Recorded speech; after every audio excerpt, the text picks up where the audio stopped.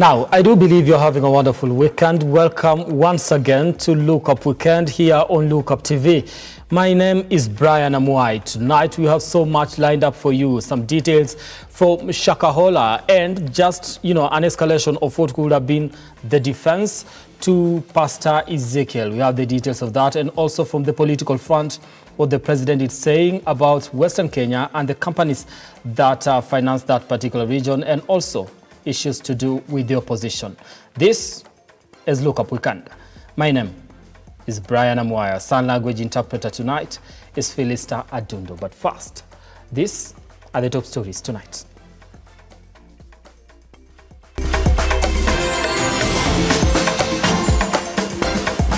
Tonight on Lookup Weekend. Tuko na kampuni yetu hapa ya Mumias ya mambo ya sukari. Tunaelewana? Kuna watu wanaendesha propaganda ya kwamba hiyo kampuni itauzwa. Itauzwa na nani? Mimi nikiwa wapi? Hawa viongozi wakiwa wapi? Hakuna kampuni hapa inauzwa. Ruto dismisses threats by the Azimio coalition to revive demonstrations, saying the opposition cannot justify the call for protests. Also tonight, tumeleta askari, polisi na jeshi, na tumeleta maofisa maalum ambao wamepelekwa katika utaalamu wa kupigana na magaidi sugu. Interior CS Kithure Kindiki towards the North Rift region to assess the ongoing anti-banditry operation. And in our weekly feature of Born a Man, we tell you the troubled life of a man who was sold as a child at only 400 shillings. All right, now we do welcome you to be part of the program tonight by engaging us on our socials. That is at Amwai Brian on Twitter, at Lookuptv. The hashtag we are using is Lookup Weekend. We are also live on Facebook, where you can engage us, send your feedback there. Tell us exactly where you are watching us from, and we'll be able to sample some of your feedback as we continue with the program tonight. Now, for the second day running, President Ruto has told the opposition coalition led by Raila Odinga that it will be business unusual come the Tuesday protests in the country. Now, President Ruto has warned Odinga and his team that the government will ruthlessly deal with them or with anyone intending to engage in demonstrations, insisting that he has a duty to protect life and property of all Kenyans. Mimi niliwaambia wiki hiyo ingine, nikaita ule mzee wa kitendawili, nikamwambia my brother, wewe wacha hii maandamano. Kama hii maneno yako yote hii unasema, tupeleke bunge, wabunge waangalie kama kuna maneno ya ukweli. Tunaelewana? Sasa ati wamekataa hiyo ya kwenda kuongea kwa amani kwa bunge. Ati wanataka kurudi maandamano. Ati waende wavunje mali ya wananchi. Ati waende waharibu biashara ya wananchi. Mimi nataka niwaambie, mimi ndio commander in chief. Nyinyi mtajua hamujui. Wawache hiyo mchuzi. Wawache hiyo ukuzi. Sijui kama tunaelewana bwana. Hakuna mali ya wananchi tena itaharibika. Hakuna biashara ya mwananchi tena itaharibika. Serikali ya Kenya itasimama imara kuhakikisha ya kwamba na kulinda maisha na mali na biashara ya kila mwananchi. Hawa watu wawache mchezo. Njama yao ni kuleta maandamano, ndio uchumi ya Kenya iharibike, ndio wananchi wapate na umaskini, ndio wao wafaidike sijui kwa njia gani. And I will not allow them. They will not. And I want to tell my friends, please, for the avoidance of doubt, there will be no demonstration to destroy people's property. There will be no demonstration to cause chaos. There will be no demonstration to stop people from going to work or our children from going to school. That will not happen. The government of Kenya will stand firm to ensure that every Kenyan and their business and their children are secure, because that is why we have a constitution. Now, President William Ruto has stated that his government will write off all debts owed by sugar industries in the Western Kenya region in a bid to revive the sector that is on its knees. Now, the head of state has also revealed the government has put a brake on the planned privatization of public companies since the move has elicited unprecedented public backlash. And as our reporter Henry Tende now files, President Ruto has launched the upgrading of several roads in Western as he aims to restore the region's economy. President William Ruto today was in Malaba, Kakamega County on his series of development visits to different places in the country. Top on his agenda was the sorry state of sugar industries in Western region that has seen the region lag behind economically. President Ruto signaling his government's intention to find a lasting solution to the problem. Ile kazi lazima tukubaliane, na mimi nilisimama mbele yenu na niliwaahidi, and I intend to keep my commitment and my promise. Mimi niliwaambia hii mambo ya sukari hapa tutaibadilisha. To achieve this, the head of state says he will write off billions of shillings in debt owed by the sugar milling companies to enable the sector go back to normal operations. Tumeweka orodha yote ya madeni ya hizi kampuni zetu, na tuko na deni bilioni 60. Na nimesema hiyo bilioni 60 serikali ya Kenya tutachukua na tutaiondoa katika vitabu ya kampuni zetu za sukari. For a long time, sugar milling industries in Western region have been reeling from bad leadership and cases of mismanagement of resources. This has seen the companies suffer huge losses and unable to pay sugarcane farmers their dues for supplied raw material. Kampuni yenye haina nuclear hata eka moja inafanya profit. Kampuni yenye iko na 10,000 15,000 acres ya nuclear land ati tunaambiwa ati iko na madeni. Sio ni ukumbavu? Sasa hiyo ukumbavu tutaondoa. Ndio hiyo kampuni tengeneze pesa, watu wa kulima waweke pesa mfukoni, na pia tuwe na profit ambayo itatusaidia kufanya basari, kujenga mabarabara ya watu wa hapa Kakamega na kule Bungoma. The change in law enabling the sitting president to have the express mandate of privatizing public companies without the input of the National Assembly has in recent past been a subject of discussion in the country. In Western region in particular, leaders and residents will not embrace such a move. Tuko na kampuni yetu hapa ya Mumias ya mambo ya sukari. Tunaelewana? Kuna watu wanaendesha propaganda ya kwamba hiyo kampuni itauzwa. Itauzwa na nani? Mimi nikiwa wapi? Hawa viongozi wakiwa wapi? Hakuna kampuni hapa inauzwa. Hakuna kampuni inauzwa yoyote katika Kenya. Mimi nataka niwaambie ile mambo ya privatization tumeifutilia mbali. President Ruto's visit came with a number of goodies. Residents of Malava will be enjoying improved transport in a few months' time after the head of state launched the upgrading of Kimangeti to Ikoli Road, the president promising the construction of other roads in the region. Henry Tende, Lookup TV. So I was in Western Kenya during the weekend, I think the other weekend, and yes, of that particular industry, and those who are used to, or rather who used to, plant sugarcane, have totally abandoned that and doing something different. Away from that, to the corridors of justice, televangelist Ezekiel Odero of New Life Prayer Center, who is currently detained at the Port Police in Mombasa County, has engaged senior advocates from Nairobi led by Dunstan Omari and Cliff Ombeta as part of his defense team. Ezekiel has been linked to hundreds of deaths in Shakahola alongside Pastor Paul Mackenzie. The New Life International Church pastor, who is facing accusations of terrorism, kidnapping, mass killing of followers and indoctrination of faithful, has added to his defense team lawyers Dunstan Omari and Cliff Ombeta. The two lawyers who visited the pastor at Makupa police station on Saturday expressed confidence that justice shall prevail, alleging that the state has no evidence linking their client to the Shakahola massacre. What do they do? Arrest him na atajitoa mbele ama ataeleza mambo. What do they want him to explain?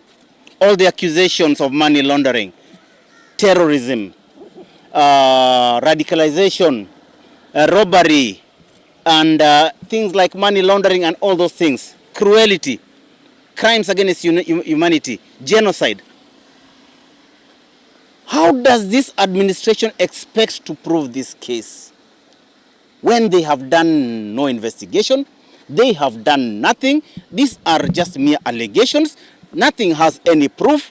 But again, as we are saying, It's a public relations exercise so that they can, what can I say, distract everybody else from the actual facts.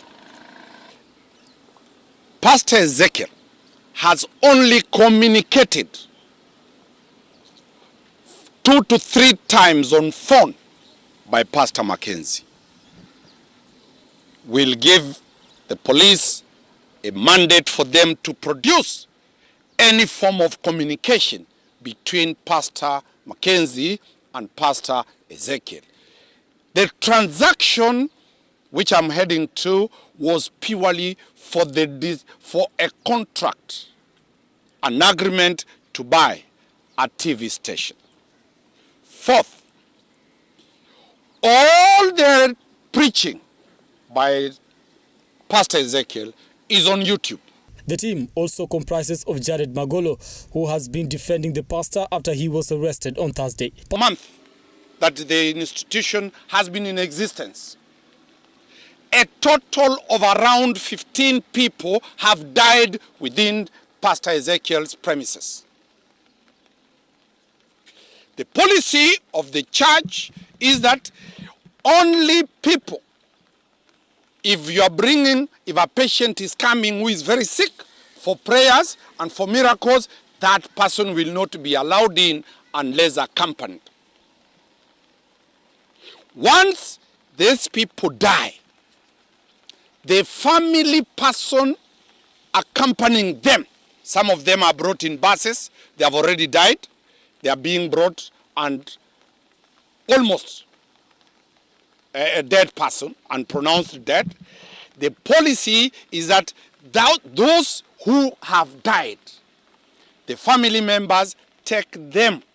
Pastor Ezekiel was arrested after preliminary investigations by the police linked him to the controversial Paul Mackenzie, who is at the center of the Shakahola massacre, in which more than 100 bodies have been exhumed.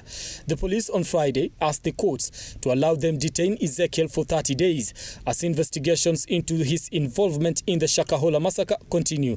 The case on whether he will be detained or released on bond is set for Tuesday next week.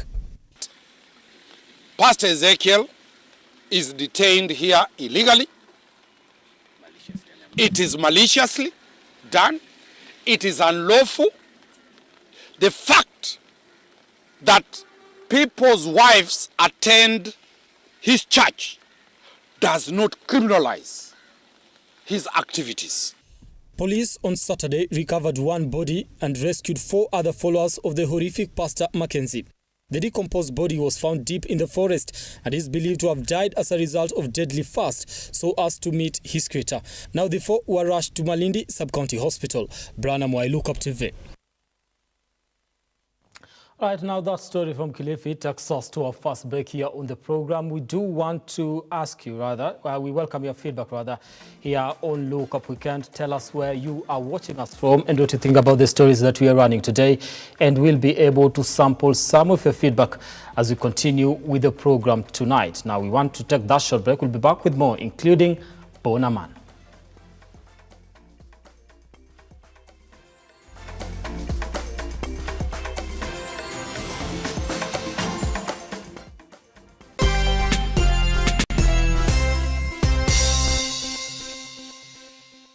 We as Novena United Circle are a society that is able to provide a platform for business startups by providing financial aid to members and creating a platform to accumulate their savings.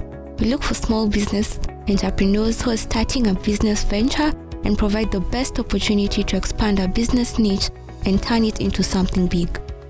For more information, call us on 0768 757 956 or WhatsApp us on 0734 832 430. Novena United Circle. Tuungane pamoja. Are you looking for a renowned institution of academic and professional excellence to kickstart your career? Then join KIPS Technical College, a top NEC, CASNEP, NITA, HRMPEB and KISIM examination center in Kenya, fully accredited by TVET Authority. We offer high-quality hands-on training in engineering, hospitality, tourism, journalism, ICT, business, accounting, hairdressing and beauty, health sciences, community development and foreign languages, and have placed over 26,000 graduates in employment since 1994. Admission for April intake is ongoing. Call 0720813113 or visit any of our 6 campuses located within Nairobi. KIPS Technical College, your sure path to success.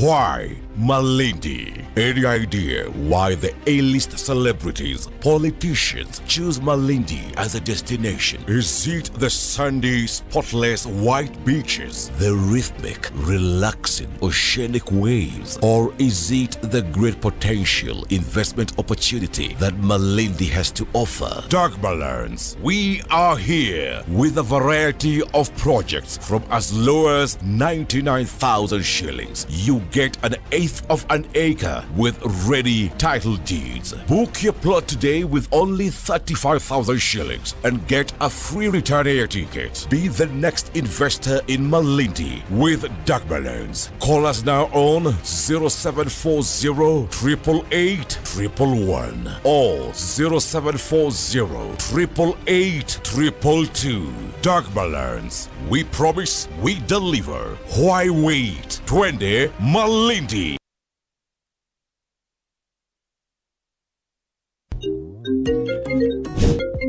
Hey darling, are we still on for a coffee date? I'm waiting for you to come and pick me up. I should be able to pick you in a few.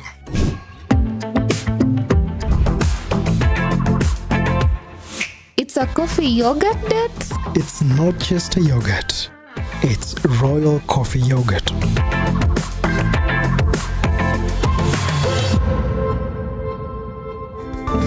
Flow with the sweet taste of thick and smooth Royal Fresh coffee yogurt. Royal Fresh, the royal taste of freshness.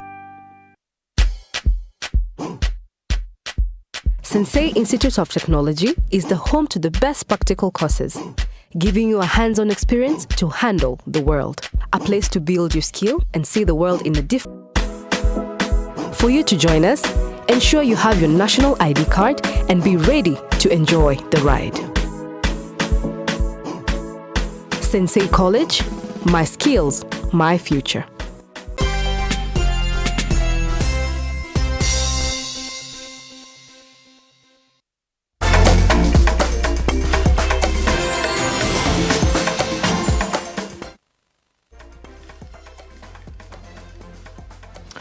Now, thank you so much for staying with us here on Lookup Weekend. We do welcome your feedback here on the program.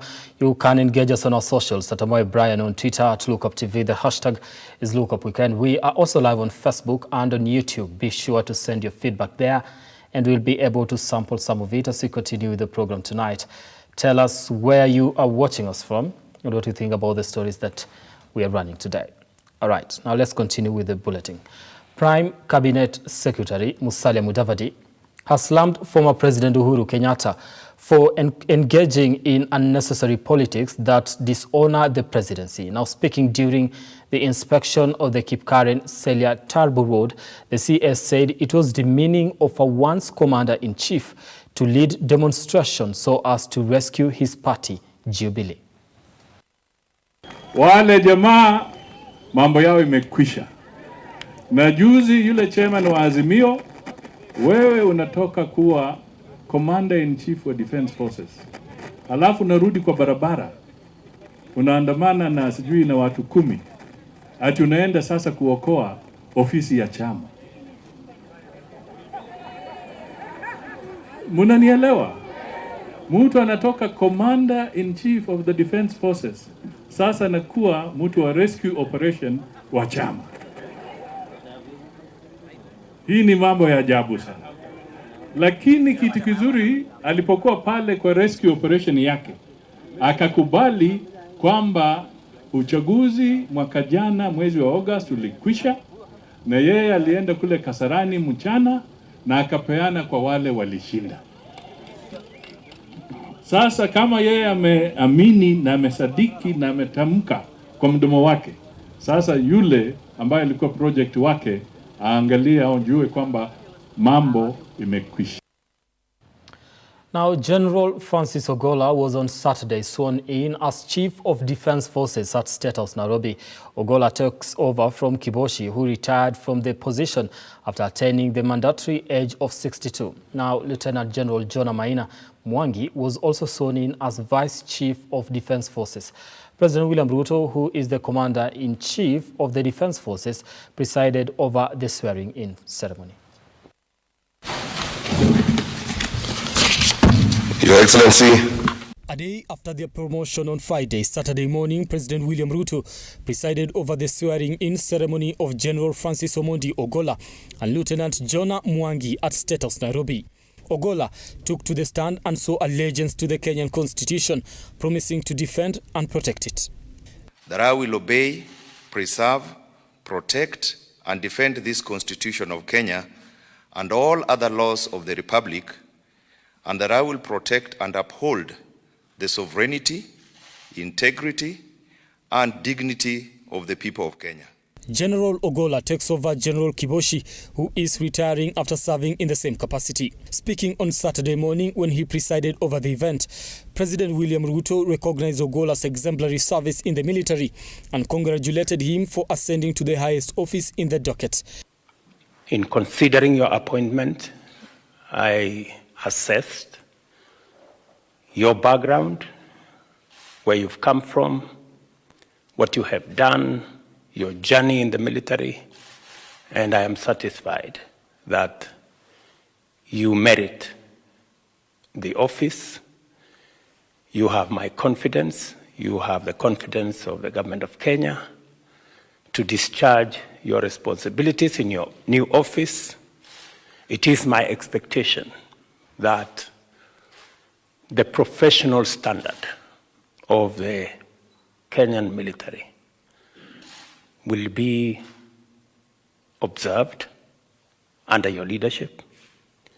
Prior to his promotion and appointment, Lieutenant General Ogolla was the Vice CDF. Until his promotion and appointment, Mwangi was the Vice Chancellor of National Defense University of Kenya. The NDC discussed the succession in the military due to the impending retirement of General Kiboshi is in strict compliance with the military doctrines which have been practiced since 2000. According to the Tonje rules, the CDF shall retire having served a single term of 4 years or upon attaining the mandatory requirements at the age of 62. The post is rotational among all the services, the Kenya Army, Kenya Navy and the Kenya Air Force. The latest changes now put to rest the anxiety that has dogged the institution for months over the leadership succession. General Ogolla, whose retirement was due in 8 months, will now service for 2 years instead of exiting the force. Ogolla has for the last few months had a run-in with the Kenya Kwanza administration after he was mentioned in the controversial happening at the Bomas of Kenya in regards to the 2022 general elections. He was faulted after the former Independent Electoral and Boundaries Commission Chairman Wafula Chebukati and the ex-commissioners Professor Abdi Guliye and Moya Bolu claimed he visited Bomas of Kenya and allegedly demanded interference with the presidential results. Lieutenant General Mohamed Badi, previously of the defunct Nairobi Metropolitan Service, was also a possible candidate to replace Kiboshi, as he is also from the Kenya Air Force. If Ruto would have opted to send both Badi and Ogolla to retirement, the other option would have been the current Air Force Service Commander, Major General John Omenda, who could have been promoted to Lieutenant General and then appointed to VCDF. Ogolla is a graduate of École Militaire de Paris and the NDC of Kenya. Other changes include Major General Said Farah, who takes over from Lieutenant General Mwangi. Major General David Kiamio Tarus has been appointed Deputy Commander Kenya Army, and Major General William Shume taking over the Border Security Command. Interior CS Kithure Kindiki on Saturday toured parts of the North Rift counties to assess the progress of the anti-banditry operations. Kindiki is set to hold a consultative meeting at the Joint National Police Service and KDF Maliza Uhalifu Command Center at the Chomolingot in Baringo County. Lazima kwanza tuzime milio ya risasi, bunduki na silaha. Si namna hiyo? Nataka niwatangazie tumeleta askari polisi na jeshi na tumeleta maofisa maalum ambao wamepelekwa katika utaalamu wa kupigana na magaidi sugu. Wale maofisa ambao tumeleta hapa sio maofisa wa kawaida. Ni wale wamepewa utaalamu wa kupigana na magaidi sugu. The officers we have deployed here are officers who are trained to deal with extremists and complicated criminals.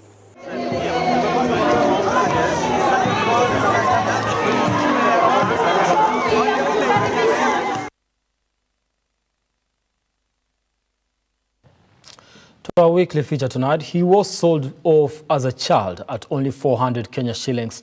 He has survived the harsh conditions on the streets, the cold nights and the dangerous alleys. His life ultimately took a turn for the better and now he gives back to society. This week's episode of Borderman, Cecilia Lubanga, features Peter Mweke, a street reformist who is committed to rescuing children from the streets of Nairobi.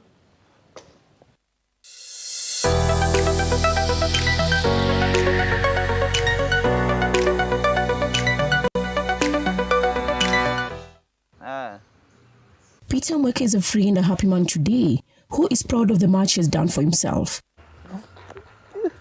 A few years ago, he could not afford the smile he affords today. He didn't even have the slightest idea that he will make a breakthrough and be able to lead a normal life. Born and bred in Majengo slums, survival for Mweke for the longest time has been for the fittest. He was not lucky, he simply survived. Circumstances were unforgivingly tough for him as a child. He was sold off at only 400 shillings. Mimi life yangu ndio nikuje kujipata kwa street.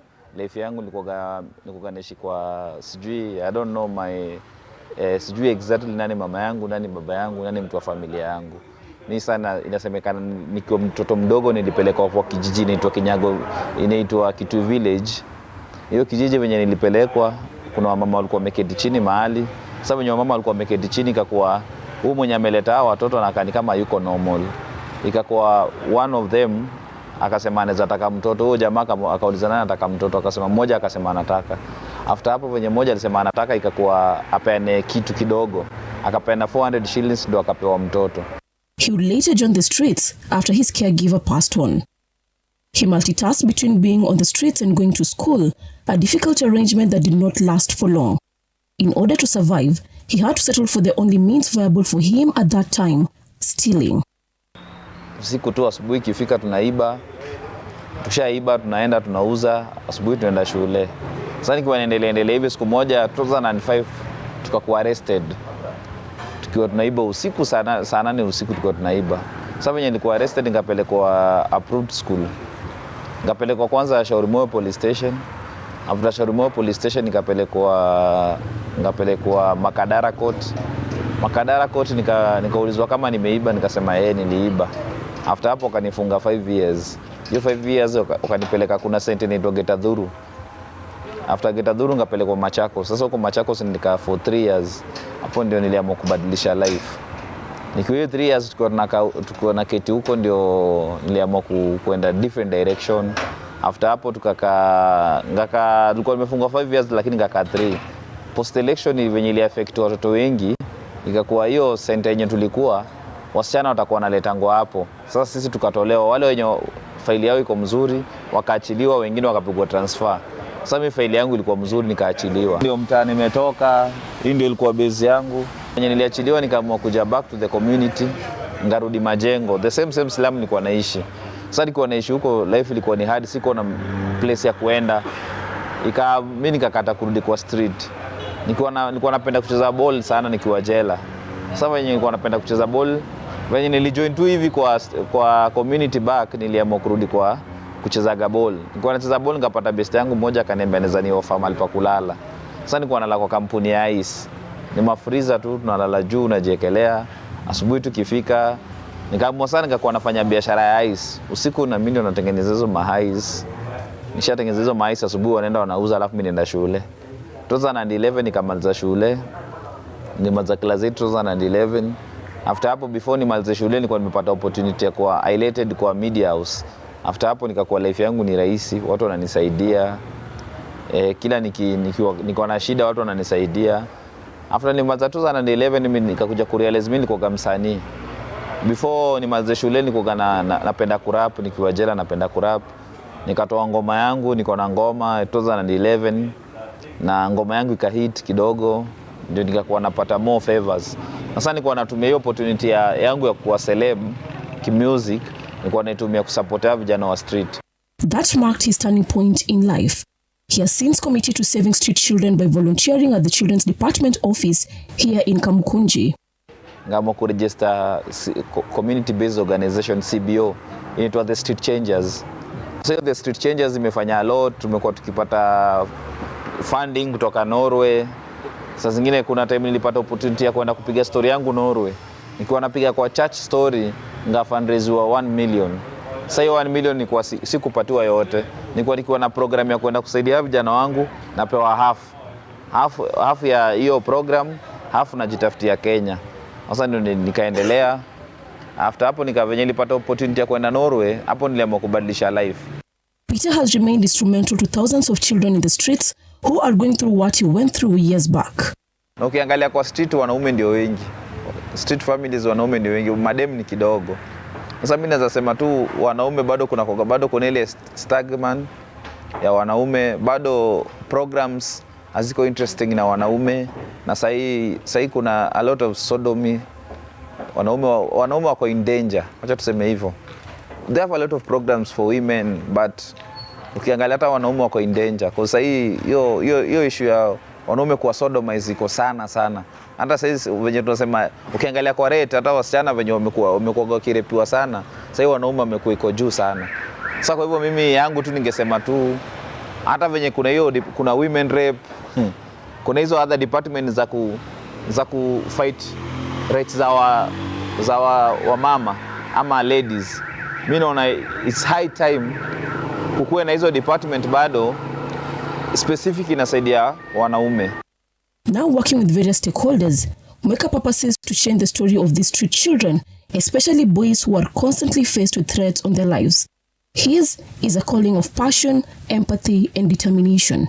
It's high time sasa zile tuna separate bibi na bwana wana separate. Inakongana issue unaona girl child anaweza survive but boy child waga survive. The issue kwa ni boy child waga survive, boy child waga anaonekana tu yuko at risk. Girl child inaonekana kwa at risk saa zote tu. Sasa zile una boy child anawachwa ndio anakuja na join kwa street. Sasa sisi yetu tu ni kuambia wazazi wakati mko na hiyo plan ya kuseparate, kama mko na kijana ama mko na hao wasichana na vijana, muangalie hata vijana sana. Usiconsider ati huyu kijana aende sijui kukaa na babake, huyu mwingine tujue aende akae na aunti yake mwingine, unaona huyu kijana ako safe. Mama wa kambo na hawa vijana kumekuwa na issue sana, ndio maana wako kwa street. Cecilia Lubanga, Lookup TV.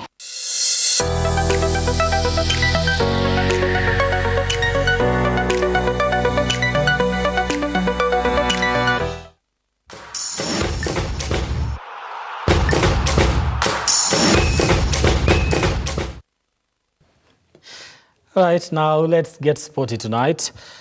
Mobile network Safaricom has launched the 4th edition of the Chapa Dimba na Safaricom tournament that will kick off on the 3rd of June this year for a period of 7 months.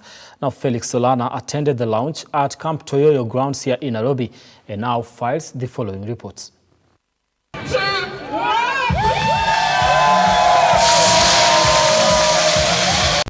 The 4th edition of Chapa Dimba na Safaricom tournament has officially been launched today at Camp Toyoyo grounds. The official sponsors of the tournament, Safaricom, has invested over 400 million shillings to boost the tournament that will kick off on 3rd of June this year for the next 7 months. The tournament is coming back, and I've said I've said it's bigger and it's better, and we aim to promote the sports even further, especially among girls. Committing 400 million shillings to support the event from Mashinani all the way to the national level, but also other elements, including community support. The main intention of the tournament is to spot and nurture talents from the grassroots, according to Safaricom CEO Peter Ndegwa. Furaha kuona vile tunaweza saidia wale youth wa Kenya wa miaka 16 hadi 20 ili waweze to showcase their talent and to be discovered either for local teams like we have done in the past, ile pipeline ya Harambee Stars ama teams zingine hapa Kenya, na pia waende nchi za ng'ambo. According to FKF President Nick Mwendwa, the federation will support projects that will develop sport in the country. We are training coaches, many coaches as part of Chapadimba. We are training referees in this journey, and we are also picking the best players who will take part in our under 18 and under 20 as part of Chapadimba. So this is a real dream. Over 1,600 teams are expected to participate in this year's tournament. In addition, the best players will have a chance to visit Spain's league La Liga Santander. The tournament is making a comeback after the COVID-19 pandemic. With the launch of Chapadimba na Safaricom tournament, all is set for the 3rd of June kickoff, with over 1,600 teams in participation. Felix Solana, come to your grounds. All right, good job, Solana. Thank you so much for that report. Laser Hill High School has won the champion of high school basketball games that ended today at Eldoret in Uasin Gishu County. Butere girls in the girls category took revenge for their loss in the national finals 5 years ago by beating Kaya Tiwi to win the championship. Felix Solana files this.